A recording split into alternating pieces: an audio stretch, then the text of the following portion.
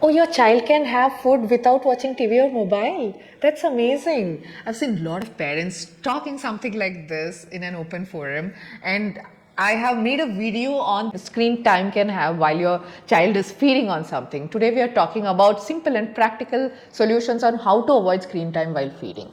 Designate screen free zone. If you decide in a dining area mobile shouldn't come, it shouldn't come.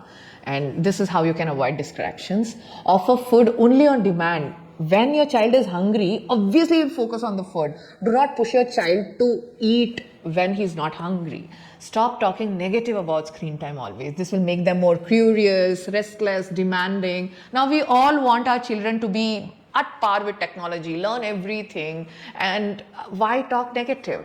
Lead by example. Practice what you preach. No phones in designated areas. Eat mindfully and limit screen to essential usage like making calls or sometimes entertainment, but limit it.